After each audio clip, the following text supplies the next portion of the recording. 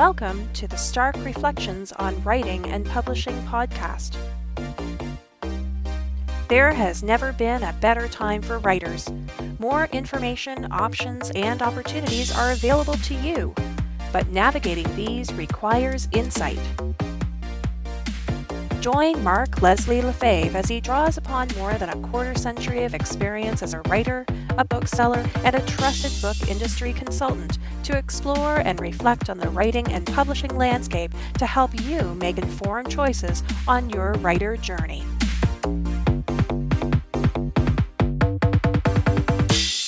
Hello, Reflectives, and welcome to episode 56 of the Stark Reflections podcast. This is your host, Mark Leslie Lefebvre. In today's episode, I have a chat with Katie Cross, a writer, a mother, an outdoor enthusiast.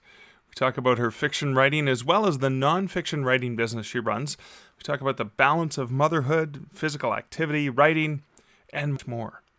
Now, Katie and I met several years ago at Superstar's writing seminars in Colorado Springs, Colorado, and I'm fortunate that I'm going to get to be able to see her again next month, just a few weeks when I return there. And Katie's hard work and dedication to excellence are inspiring, and she is always so much fun to chat with. Now, I love how she describes herself on her website. I'm quoting here, "I am a creator of worlds, destroyer of evil, and a born wordsmith, bringing light to the dark night of those that need an escape." Now, this is a great description, and we're going to get into that with Katie in just a moment. But right now, I'd like to thank new patron Ember Casey for joining me on Patreon. Thank you, Ember, for your patronage of the Stark Reflections podcast. It's great to have you on board. You and other patrons will now have access to the currently 27 patron-only posts that are available, the 3 special mini Stark Reflections on other podcast episodes, along with other video and audio content. And for as little as a coffee or 2 a month, you too can have access to that. If you're interested in the extra content or supporting the show, you can check it out at patreon.com/starkreflections. I have to say as well, a huge thank you to my patrons. I've saved up the money coming in from patrons to upgrade my audio equipment. I spoke in an earlier episode about the new microphone I bought, but I also recently, with the money I put aside, purchased a pop filter and a swing microphone stand and a pair of lapel mics that I can use for in-person recording, which means I can get more content with more interviews with people and a better quality, which is all fantastic, and all thanks to the wonderful support of my patrons. Speaking of thanks, I wanted to offer a shout out as well to this episode's sponsor, Findaway Voices, whose sponsorship pays for the hosting of this show, which I'm going to be talking about right now in my personal update. So, in terms of a personal update, I used the new upgraded audio equipment to record 2 more chapters of the 7 P's of publishing success, and I should have that work done by the middle of next week, which will be the week of January 14th, and it is going to be finalized. I'm going to be able to get the audios edited. I'm using Adobe Audition for that, and the support of the fine people at Findaway Voices. And I've already got 3 of the chapters up on Findaway Voices in draft format, and I'm going to be submitting the other chapters there. It's one of many audiobook projects that I have on my plate for this year, and they will all be done through Findaway Voices. I'm going to be posting a full novel project there, starting with my horror novel, I, Death. I want to get the audio out for that. That book did initially come out in 2014. I think it's about time we get the audio out. And then I'm going to be working again on recording myself the audio for Killing It on Kobo. Again, I'm working on the nonfiction myself, particularly because I speak about this topic all the time.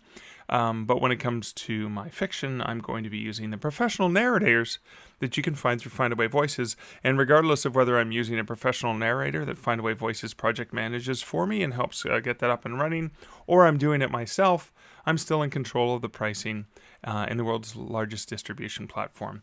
So if you want to learn more about Findaway Voices and how you can use them as an author, please check it out at starkreflections.ca/findaway.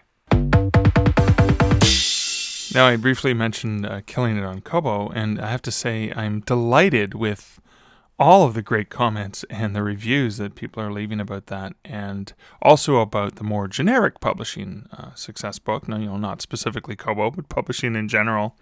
the 7 P's of publishing success. I'm just really pleased to hear so many people are finding them useful and valuable resources, and it's been awesome at how much the sales for those have actually picked up over the holiday season and into the new year, and it's great. Thank you, everyone who's left reviews for those books. Means so much to me. I love seeing them come in. I love the things that people are enjoying about it. I found a video online last night of somebody who'd done a video review of the book and was recommending it, and I'm really, really pleased, and that is just such an honor that people are enjoying it, and it's kind of inspiring me to dedicate some time scheduling for finishing the Indie Publishing Insider Secrets that is hopefully going to be out the door by the end of February. So I'm going to get some time on that done for January so I can get that over to my editor and then ready for the end of February if everything goes well. But that's been amazing. And speaking of sales going up, I wanted to talk a little bit about this. So in episode 55 last week, I shared some stats where I'd earned most of my ebook revenue from. And if you remember or listen to that episode, I'd cited Kindle and Kobo as the 2 largest. So Kindle number 1, Kobo number 2. But I also shared that collaborative publishing or collaboration publishing via Story Bundle and Bundle Rabbit ranked in the number 3 and 4 spots ahead of Apple and Nook and Google, of course. Now, along the lines of sharing further 2014 sales, I wanted to provide some details about my writing income from 2018 and where it came from specifically, so you can sort of see the balance that I have between self and traditional publishing. Now, to start off with, I'm not a superstar writer by any stretch of the imagination. I'm not making a multi-6-figure income from my writing, so I'm not one of those breakaway bestsellers. No, I'm more likely along the lines of your average mid-list writer. I'm doing okay. I'm making some decent income from my writing, but I am not swimming in money. I know we always hear the stories of the huge successes and those who are making 6 and 7 figures, and the reality is, and this is something I saw when I was at Kobo, and it's something I have access to via Draft to Digital, is I can see that the majority of writers out there are probably more like me. They're making some good money. They're making more money embracing self-publishing and traditional publishing than they would if they were only doing one. But they're slowly earning a little bit more as time goes on, and they're building that base, and they're continuing to grow it, and they're in it for the long term. So in 2018, I earned what you would consider the low to mid 5-figure range, and my earnings in 2018 were up just a little over 20% over my earnings from writing in 2017. So again, we're not talking about $100,000 or more. And we're not talking about dramatic growth like 600% year-over-year growth or anything like that. What we're talking about is a lot of hard work, continuing to release a few new products, and some decent growth across different channels and sources. So let me get into the details here in terms of the breakdown. Now, I broke these into 3 areas. And so there's the type of income, then we're going to talk about the format, and then I'm going to talk about specifically the activity of how it came in. So just to be clear, this is my income for 2018 just from writing. So it doesn't include consulting. It doesn't include the consulting speaking. I will talk about speaking, but that's the speaking as an author, not as a person talking about the publishing industry. So either talking about my nonfiction ghost stories or talking about my fiction, not talking about writing and publishing as a business. So I've only put speaking where it relates to the fiction that I write or the nonfiction that I write that's more of that ghost story paranormal stuff, not that business of writing. I consider that more consulting. And it doesn't include any employment income I may have earned where I've actually worked for a company, such as the income that I started to make towards the end of the year as I joined the Draft to Digital team. So this is just writing income that I'm looking at. So in terms of the 4 areas are self-publishing, traditional publishing, mixed, and business writing. And so for 2018, my self-publishing percentage was 43%. 43% of my writing income for 2018 came from self-publishing sources. Traditional publishing, that came to 28%. And I should say I'm actually rounding these numbers, right? So, it wasn't 43%, it was 43.32, but I'm just rounding it down just to make it easier. So 43% self-publishing, 28% traditional publishing. Now, mixed is a combination of self-publishing and traditional publishing. So one example of something that shows up in mixed would be the Public Lending Rights Commission, the annual check that I get from the Public Lending Rights Program in Canada, which allows you to be paid money in lieu of lost royalties for books that appear in the library. And that would be a combination of print books, ebooks, and audiobooks. And so when you're registered with the public lending rights in any Commonwealth country, so Canada, the UK, Australia, for example, you can register for that and you get money for it. So that would be one example of mixed income, because it's a mixture. I'm not going to break it down and say, well, this book was traditionally published and I got this much money for it, and this book was self-published and I got that much. I just put it in mixed. And then there may be other sources that are mixed. So mixed would be 18%. Of my income. So you could split that up. You could say add 9 to self-publishing, and that would make it, I'm not good at math, but 51%. And if you add 9 to traditional publishing, that would make it 37%. So interesting to see. And then the last category, the fourth category, would be business writing. So business writing would be when I've done a writing for somebody that is being used, but it's not sold. So it's not an article I've written that's going to use my byline and be published somewhere. I would count that as sales. That would either be traditional, most likely traditional publishing if I'm getting paid, or self-publishing if I'm getting, if I self-published it and I'm making earnings off that somehow. But this would be where I've written something, not ghostwriting per se, but actually done a writing assignment for a business or person that they are using, but I'm not getting credited as the writer. So that's just writing income. So again, self-publishing 43%, traditional publishing 28%, mixed 18%, and business writing 11%. So let's now take a look at the formats for writing. And so these are the different formats that the writing would come in. And so the formats, the top one, the one where I earned the most, would be ebooks, and that was 35%. Then the second highest was print, and that was 33%. Now, in past years, and I haven't done this breakdown for this year yet, but in past years, about 95% of my ebook income came from self-publishing, and about 80% of my print sales came from traditional publishing. So ebooks were at 35%, print was at 33%, mixed was at 12%. Again, mixed would be income where the split between the formats is difficult, where maybe some bundling happened and it's difficult to see how much was associated with the different versions. So mixed was a 12%, again, because it was difficult to determine the format for that income. And then audiobooks came in at 6% of my income for 2018. And speaking, 3%. And this speaking would be, again, speaking as a writer, not as a business of publishing person.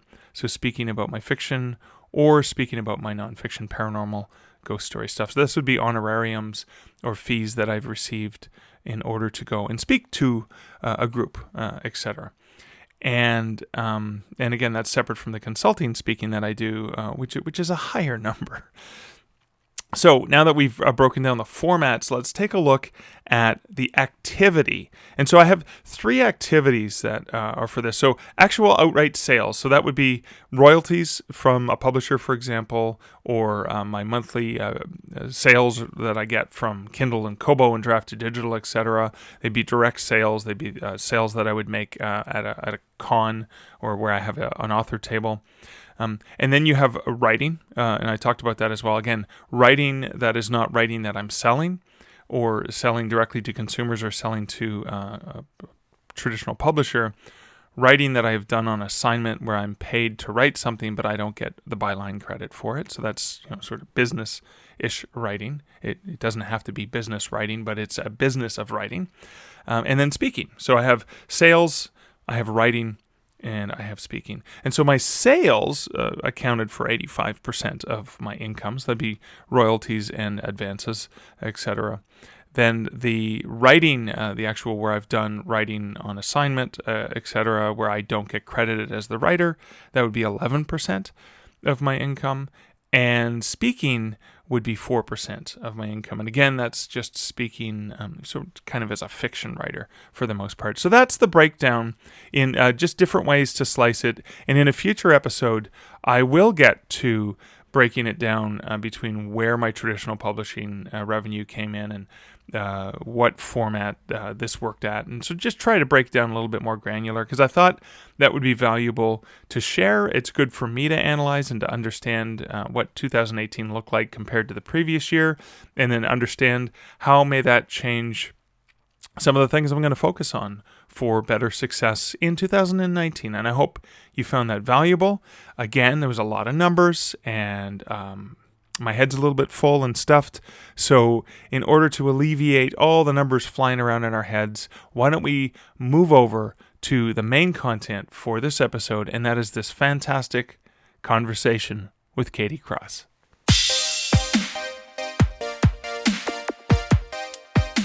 Hey, Katie, welcome to the Stark Reflections podcast. Thanks for having me. So many things for us to talk about. And every time we get together, there's so many things that we talk about. But I wanted to start off with probably your first fiction series that took off and how you first got into writing. Let's introduce you by kicking off with that one first. Yeah, so my first young adult fantasy series that I self-published is the Network series. It started with Miss Mabel's School for Girls. Miss Mabel's School for Girls was actually kind of an accident. I was hiking when we lived in Georgia through Pine Mountain, this place that just had like kind of a haunted, eerie forest. And I remember thinking, oh, it's like there's a witch that lives here or something and is influencing the forest, you know? And later I signed up to this website where you could like write chapters of your story at a time and people read it and rate it. And it was just like, I was trying to figure out how to be a writer. And I just started writing that story about the witch in that forest. And people were like loving it. They were eating it up. So I was like, well, I'm just going to keep going. So I just kept going with it. And then I got to the end and people were like, you really need to publish this or find an agent. And I was like, that seems like a lot of time to find an agent. I'm just going to like self-publish. That sounds awesome. And it was kind of this whim. And it just started this like whole new career in life for me. It was really cool. Okay. So let's, before you published it, who were these people that were reading the chapters that you were working on? Were they friends, colleagues? No, I didn't know them at all. It was, I'm trying to remember the name of the website. It was only on there for like a few months. I think it was fanstory.com or something like that. It's basically okay. a bunch of writers to help you like practice. So you can write, post, and then the more you review other people's work, I think you got like money on the website, and then you could like promote your work through the money. I can't remember it all. It was really brief that I was on there. I basically wrote the novel on there. And it was received so well that I took it off and started finding my own people through like Facebook writers groups and stuff. And then I kind of built my own tribe through it. Really? So it wasn't Wattpad or anything like that, was it? Was it like Wattpad, but different. So like that. Like that you post serials and get feedback from people. It was like the precursor to Wattpad. That's cool. Years ago. So these were people you didn't know. These were other writers interested in reading the same thing. And that sort of gave you the thing you needed to just push this out and get it published. Yeah, well, it gave me really honest feedback. Like people didn't like certain stuff, or they this was a disappointing chapter because of XYZ reason. And then it actually forced me to look at my writing and say, oh, yeah, I didn't think of that, and learn how to self-edit. It taught me a lot of like receiving feedback and self-editing and the importance of it. Because then as I would critique other people's, I'd learn how to do that well and how to read as an author, not read as a reader. Okay. You know, read to like assess something in the way it feels, the way it's written. So that helped me a lot, actually gain some confidence to let other people read my work before I were to actually publish a book. Because some people loved it, some people didn't. And I started figuring out that some people will love it and some people won't. I started figuring out early, which kind of gave me the courage to go farther into publishing. All right, cool. And what year was that first book, the Miss Mabel's School for Girls? What year was that first out? It was published in 2014. 2014. But all of this happened closer to like 2012. Okay. It was about 2 years from the start of the book when I started writing on the website to when I started like finding an editor and learning about story and developing it and rewriting it and all that stuff for it to publish. So Yeah, I think I started in 2012, but I didn't publish it till 2014. Okay. And then in that series, how many books are out now? So there's a prequel and then 4 books in the series and a couple short story collections. So, So technically there's 4 in the series. okay. There's a prequel and 3 short story collections that go with it. So it Since kind of like 2014. growing. Yeah. But that's not all. No. So you've got that well-branded, obviously very consistent, right? When you look at them, you can tell they're part of the same series. And then with the Antebellum series, you did something very similar with a similar sort of style branding. Was that, so you moved into this other series. What was that? What was the genesis of that one? So the Antebellum collection, I think is what you're talking about, actually isn't even written yet. I have all the covers done and the books plotted. I just haven't written the books. Really? So you've So got done all this work in advance. yeah, sometimes seeing the cover actually helps. I've heard a lot Okay. of people say that, like knowing the title and the cover helps. But my graphic designer had an opening a big opening a couple years ago. So I was like, great, I have all these books, just do them while I have your time, because she books out like 6 months in advance now. So you So said, I glad I want did this it. series. Do them for me. Well, Exactly. okay, that's kind of cool. When is that going to be coming out? So originally, this book I was writing was called The Dragon Masters. That was a 2-part book that was going to launch the Antebellum collection. But as I was Okay. writing The Dragon Masters, I realized it was its own trilogy. So I started the Dragon Master trilogy. So the Antebellum collection got pushed off a little bit longer. But the Dragon Right. Master trilogy will finalize this year. I have the last 2 books and another short story collection launching in 2019. And then Okay. I'll start into the Antebellum collection, which will be like 5 or 6 stories that take place in the world that the network series happened in, but at different times in the history of that world. Oh, so you So a can lot of them are referenced satisfy, in the network series. yeah, some of the readers who want more can get more, but you don't have to play with the same characters. You can go, Yeah, yeah, okay. it's like I can still play in the world I've created, but at different time periods with different types of magic and totally different people and totally different circumstances and totally different places. So it's a really fun way to stay and just kind of play a little more in my world. Oh, that's fantastic. Yeah. So, in terms of, you talked about the learning and the learning how to self-edit and then finding designers. Where did you turn to find the designer you used or the people that you work with? Because you'd mentioned before we started the recording, you'd mentioned that you had a team of people that you worked with. How do you find these people? So my team has come together slowly over the years because I've been self-published for 4 years now. And it all came through networking with other writers. I just Okay. would say, like, either in a Facebook group or find other writers and email them or something and just say, hey, I need a cover. Do you guys have someone you use? And there's a couple times I just kind of stumbled into them. Like there was another writer in the group, one of these groups I was in on Facebook, that before I published Miss Mabel School for Girls, I didn't know ebooks were like a different file and that they had to be formatted and were kind of complicated. So I was like, well, that'll be super easy. And I was like a week from launching and I still didn't have an ebook file. And Oh. I was like in a panic when I figured out how difficult it was to do. And this other writer's like, oh, I format ebooks in my day job. Well, I can help you out. Right. So she ended up becoming the ebook formatter I still use today. She does all of my projects with me. She was Hmm. awesome. She just kind of did it on the side for me. Now she runs her own business with it. And then I had actually my typesetter that does my paperbacks, Chris Bell. His wife won Miss Mabel School for Girls in the Goodreads giveaway. Like I was giving her the paperbacks. She won Okay. it, read it, loved it, and reached out to me because she saw I'd self-published it. She also self-published fantasy. She goes, hey, my husband's a typesetter if you ever need anything. And I was like, sweet. So I like texted him and he became my typesetter, so I just ended up networking into almost everyone that I work with. My cover designer, Jenny Zemanek, she works with Seedlings Online. She was a book reviewer.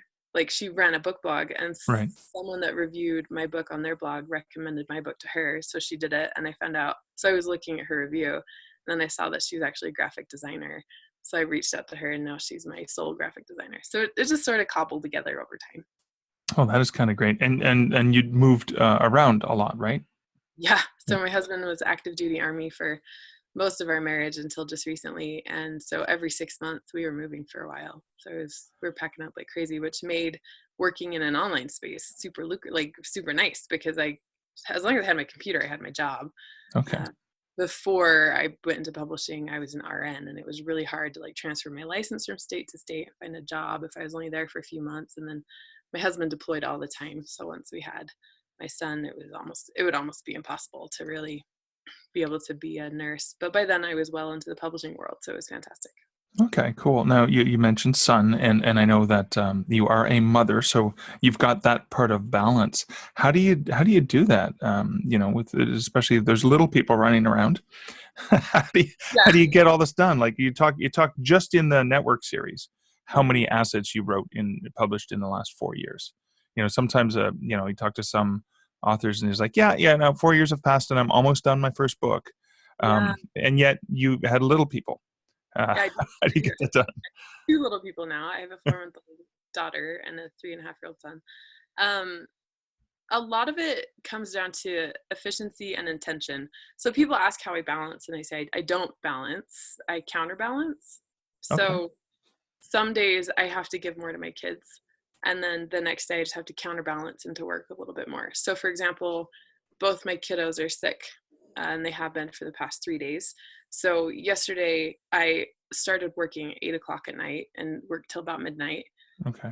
because I couldn't work at all during the day because they're both sick and I wanted to give them all of my time. But today my husband is back. He was on a trip. My husband's back, so he has the kids all day, and I'm counterbalancing by just kind of diving into work today. So my kids don't get me as much today, but they had all of me yesterday. So it's more of like just a counterbalancing than a balancing system. So sometimes my house is a mess. Sometimes it's clean. Sometimes dinner's super healthy. Sometimes it's cereal. So it's just a matter of counterbalancing. And then I just outsource like crazy. So I'm hiring a housekeeper to come once a week, just to take that mental like load off of me. So I know that once a week my fridge will be clean, my dishes will I'll do the dishes, but my fridge will be clean, my bathrooms will be cleaned. And it's just one less thing I have to think about for Okay. right now, like while my kids are so little. And then like I hired an accountant, so they do all of my finances and we meet once a month. So I don't have to worry about that. So it really comes down to being super intentional and efficient. So when I have time, I'm writing, like boom, first thing. I'm writing first. So there's lots of business things I could do. I could check my Facebook ads, I could check my emails, I could schedule my newsletter, whatever. But all of that is secondary to actually writing. So that's how my projects are constantly moving forward, is because writing is king. Like Okay. drafting and getting the books done is king. So we talked about the balance between the personal and the responsibilities you have with your family and then the writing, but you also are a business person. So you actually run a writing related business as well. So that within the writing itself, you've got that, I imagine, balance, counterbalance. Right? How do you manage that business? So I basically run two businesses. I run my fiction business because that's my heart and soul. Like that will Right. always remain as my fiction. That's always my number one. But to help supplement my family, because my husband's career, he works 6 months out of the year and then is off the other 6 months. So I have to work the 6 months he's off. I run a ghostwriting business for high profile entrepreneurs. So I ghostwrite nonfiction books for people who basically need it but don't have the time to do it themselves. So I have to not only split my time between family and work, but then my work time between fiction and ghostwriting and running Okay. that, which also comes down again to outsourcing. So I have a team of 10 people basically that help me run both the fiction and the ghostwriting. And then I'm super efficient. So time on Facebook is scheduled. I have 20 minutes for Facebook. That's it. Okay. I deleted Whether it's looking at ads or cat videos, that's the 20 minutes. exactly. Ads or cat videos or memes or whatever it is, it's scheduled, right? I have a specific time, like once or twice a week, that I get on Facebook to interact with my fans because I get people that respond, And then I have someone that helps me with Instagram because I had to delete Instagram off my phone, for It's too example. distracting. Right. You just get stuck. So it just down to efficiency. When I check my emails, I have 30 minutes, and sometimes I'll even set a timer, and as soon as it goes off, I'm done. So I always say, okay, what's Okay. number one priority? And then I get the number one priorities done, and the rest just has to figure out as it can. And then the most important thing probably is I schedule self-care time, because this all sounds Okay. very intense. Like I understand someone listening is like, holy crap, this is crazy. Yeah, I think so too. Like it's pretty intense. However, it's not so bad when like I'm always taking care of myself too. So whether that's like getting a massage or watching The Big Bang Theory while not doing anything or whatever that is, I always have time every day that I'm decompressing, taking time to myself, and then time for family. So that's another sort of counterbalancing technique that helps between the two businesses. Okay. And so what other, because I know you love nature and you love getting out in the outdoors. How do you do, well, where you live in the world is beneficial because the you have the seasons, mostly the seasons, and the Yeah. opportunity to explore a lot of different landscapes. How do you fit that into your, is that part of self-care? Is that family time? So yeah, I live in the mountains of Colorado at 7,500 feet. We have a little 5-acre plot in this rural community. I think there's like 200 people that live up on the mountain with us. There's more in the summer, but it's a mountain life basically is what it is. We also have 3 high energy dogs that have to get out every single day. So we've just worked into our daily routine that we get outside and hike every single Okay. day because our dogs have to go off leash or they drive us crazy. So we'll go somewhere and hike. And our kids have just grown up with that being their world. So I mean, I find ways around it, right? Because I have a 4-month-old, but she's got this big bulky like suit that she wears that covers her entire body except her face. So, and then I just wear her in like a baby carrier and we go on hike. And then Okay. my son has a little Strider bike that he takes with us and he just goes everywhere. So yeah, hiking, being outdoors every single day is a huge part of my self-care. Sometimes I just sit on my back porch in the sun. It's really important for me to connect with the outdoors in order to be able to do what I do, because that's how I recharge, how I kind of like reconnect with myself to figure out that my goals are what I want, that kind of thing. Jeff Goins actually just wrote a really great article about that, like using like connecting with yourself in order to meet your highest potential, that kind of thing. So yeah, that's being outdoors is a big part of that. And it's super easy in the summer because we can just leave our doors open and come in and out as we go. In the winter, it's a little bit trickier. Like both my kids are sick yesterday and my husband's gone. So, and we live, like we have dirt roads in our neighborhood and Okay. no one really like has fences. You can't have fences up here. So I just had to drive around my neighborhood while my dogs ran next to my car to exercise and all my kids were in the car because it was cold and they were sick. Right. So he was making it work, right? That's funny. I guess it's a small enough community that you're not going to worry about a bus hitting them. No, not at all. I mean, no one drives by. I don't even Yeah. think I wanted another car, and we drove like for half an hour. So while my dogs just like sprinted to get their exercise so that they would settle down. But my neighbors know too, like, oh, Katie's kids must be sick, you know. She's like That's, running their dogs with their car. So that's yeah, funny. it was another way to counterbalance, right? Like I had to get the dogs out. I needed to get out of the house, but the kids were sick. So you just find ways to make happen what needs to happen. And that's the same as in writing. I have a 50,000 word story that I need to send to 2 beta readers today. It's like, well, I know that has to happen today. So I just figure out how to make that happen first because it's priority, and then the rest falls into place. Okay, cool. Thank you. You'd also talked about, you'd mentioned Facebook ads briefly. Are you running Facebook ads? Is it for your fiction? Is it for your nonfiction business? How does that work? So the Facebook ads I run are purely my fiction right now. I haven't started ads for my ghostwriting. I haven't needed to because I run on the power of referrals exclusively right now. Okay. But fiction, I think for the last year and a half, maybe over at least, well, 15 months, I've been running almost the same ads. I've honed them down and tweaked them and refined them so they run perfectly. Like they just purr in the background and they get me the leads that I need, and it's awesome. So I have 2 ads accounts. I run one for my young adult fantasy and one for my chicklet. We haven't talked about my chicklet series, but I also have Yeah, 2 no, more. we haven't gotten into that yet. Yeah. So I run ads that basically run them to my lead magnet, which is a first in series free.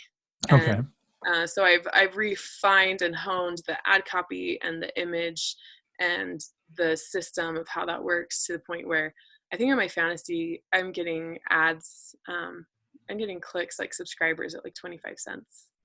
You know, it's like really low. My Wow. chicklet's a little higher. So yeah, it's really good. I'm getting the conversions. So I just let them run at $5 a day in the background every day. So about $300 a month I put into Facebook ads as a funnel to slowly build my email Okay. list over time, on top of additional advertising like BookBub or Fussy Librarian or NetGalley or whatever else I do to generate interest. But that's just always building my list pieces at a time. And then sometimes I ramp it up to $10 a day. And then on top of that, whenever I launch a book, I have a sort of a system that I've created for how to I create and launch and start a new Facebook ad for my new launch and who I send it to. So I have like a system whenever I launch a book that month. I have a couple $100 extra to put in the Facebook ads for the launch of the book. So about anywhere from $300 to $500 a month in ads. Okay. Wow. And that's getting good lead for your newsletter. Yeah. So I think my subscribers are somewhere around 17,000 now. Okay. And I just started creating this funnel last year, and it was much, much smaller. I think I quadrupled in that time or something like that. And it's getting people into my email list. And then I have what's called a nurture sequence set up, where I have like emails that go out to them at regular intervals. But it's geared towards creating connection between me and the reader. It's not about selling. It's actually just talking to them about what they care about. So for fantasy, it's Okay. like magic and escaping and new worlds and adventure and bravery and courage. For my chick lit, it's about their relationship with food and themselves and all this stuff. So I don't use my newsletter as like a selling point. I use it as a connecting point with my reader, and that's where I'll Okay. start. So you have a single newsletter, because I think this is really valuable understanding, and you've got the different genres. Is everyone on the same list, but they're tagged, or they're two separate lists? The two separate lists, totally Okay, separate. okay. Yeah, Because I was going to ask how you approached the chicklet, like how you approached that, which was a different genre. Yeah. So you started with a no audience, or how did you launch that? So the chicklet started on Wattpad. Okay. At Superstars Writing Conference a couple years ago, I think it might have been my first year, Ashley Gardner from Wattpad was there, and she was talking about Wattpad and how it can help you grow your presence online, that stuff. And I decided to try. I cornered her for like 45 minutes, talked to her about it, and then decided to just try out this random story idea I'd had for a while, but it had nothing to do with fantasy. So I thought this would be a good place to separate it. Right. And Bonbon's Yoga Pants is my first chicklet novel, and it grew up there, and then it got quite a bit of fame on Wattpad. I have like 50,000 followers from it. It has over 2 million reads, which some stories on Wattpad have like 500 million. So it's all relative, you know. But most have 5. But most have like 5 to 10 reads, you know. So 2 million was pretty good. And it just kind of grew its own following on Wattpad. So I decided, oh, I'll just make a series out of this too. So I kept writing about women in this dieting group, basically this health and happiness group that they had done, and launched the series from it. I would write the first draft on Wattpad and get people's feedback and then take it and revise it from there, until I realized that wasn't really working, because I actually had people reviewing the Wattpad draft on the book after it was released, but it was so different. And then people were mad. Like I was getting low reviews because they liked the Wattpad version better. And like, and people were confused, like this is a totally different book, even though I explained like it's not going to be the same as it was on Wattpad. So I stopped using Wattpad to write the first drafts. But yeah, that's kind of how chicklet came out of it. So in the newsletters, I have them as totally separate. There are people on my chicklet list that probably have no idea I write fantasy. Right. And people on my fantasy list that probably have no idea I write chicklet, because their pain points are different. You know, Right. people go to fantasy for different reasons than they go to chicklet. So I want to make sure I'm talking to the reasons they're going to what they're going to. And some people are on both my lists because they just love whatever I write, and they go wherever I am. So there's some crossover, but not a lot. And so that's where that messaging and the getting to know your readers and them getting to know you takes on a completely different perspective, because the fantasy readers are looking for something different than the chicklet readers, right? You know what's been really interesting is, as I talk to my fantasy readers through email, because I get hundreds of emails responses all the time, like catching up on emails, one of my most difficult things to manage, is that so many of my fantasy readers are they're in pain, like whether it's physical or emotional. They just want a break, like they just want to break in their life, and that's why they go to fantasy. And I can't tell you how many times I get emails of people saying, thank you, this gave me something to look forward to, I can't wait to read the next book, or I have all these health issues and this is the only way I can get away from it, or you know, whatever it is. My fantasy, they're just craving escapism. They just want to be brave. They just want to be like able to do magic. You know, it's fascinating that's why, you know, and it's really good to keep me going, because they need a place to go where they can be like courageous and safe, and their problems actually end. That's the great thing about fiction, is our problems end in the book. And then with my chicklet, they want to connect with themselves. They want to believe in themselves. They want to love themselves. So it's so different, the two, which is why I keep them so separate. Wow, that is fantastic. I know you need to get back to other things you have scheduled, so I'm only going to ask you a couple more questions before we Okay. finish off. I think one of the ones is, it's funny, you started this journey sort of officially 4 years ago in terms of the self-publishing and the running the parallel businesses, etc. What advice would you give a beginning Katie today who wants to, she's got this idea, she's published it, she's gotten some good feedback from her beta audience that she found on whatever that platform was. Yeah. Um, what sort of advice would you give Katie today? I think if I could go back, I don't know that I'd change anything. I think Okay. and this is this is a different answer than the question. But one thing I would tell myself then, with that caveat in mind, is I would tell myself to find a mentor. Okay. I would tell myself to find someone that you could trust that knew what they were doing, to start investing in myself, like to use a mentor as an opportunity to invest in myself and learn what I needed to be successful in a better way. Because there's so much I did wrong, which is why it's important to know I still wouldn't change it, because it's like brought me to where I am today. But Right. if I could tell her anything, or if I could tell anyone else out there anything, I would say find a mentor that knows what they're doing and can really guide you and help you see your potential. Okay. That's fantastic. Thank you. And then the very last question is, where can people find out more about you, about the different books you write, as well as about your ghostwriting? Yeah. So my fantasy is kcrosswriting.com. Just K and then cross like the Red Cross. kcrosswriting.com is my fantasy. You can get the first book in series free. And I offer the second one as well. So you could actually get the first two. And then if you like my chick lit, it's katiecrosschicklit.com. And Okay. katiecrossghostwriting.com is how you can find out more about my nonfiction work if you just want to look at it, even for like just to see how it's set up or whatever.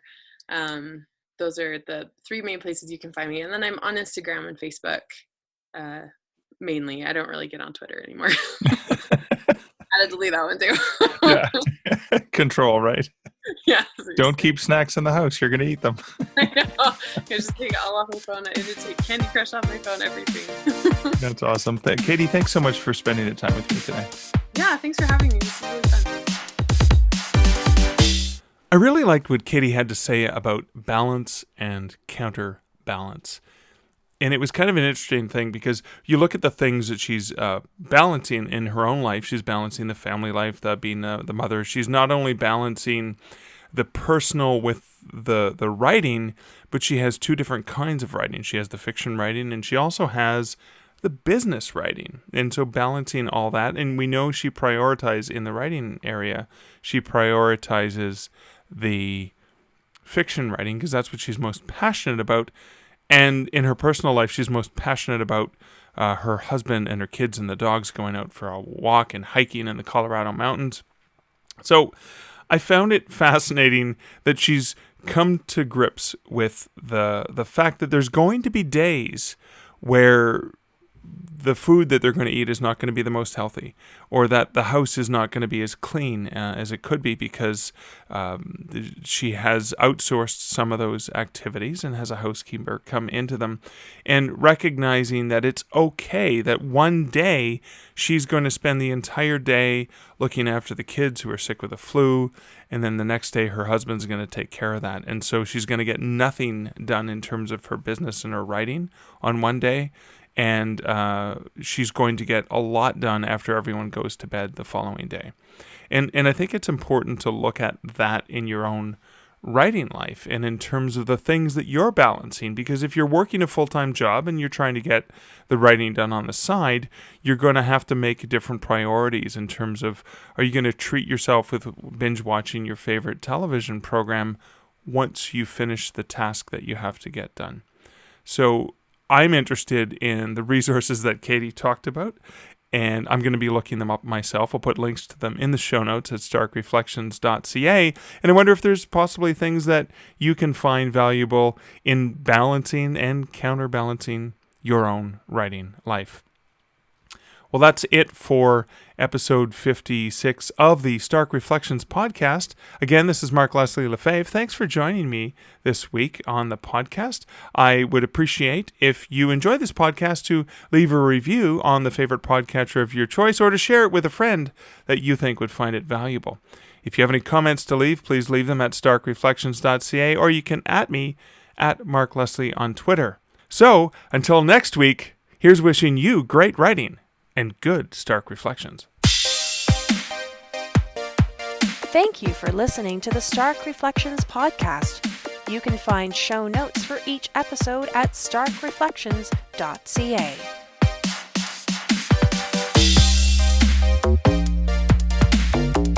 The music for this podcast, Laser Groove, was composed and produced by Kevin MacLeod. Check out more of Kevin's great music at incomptech.com.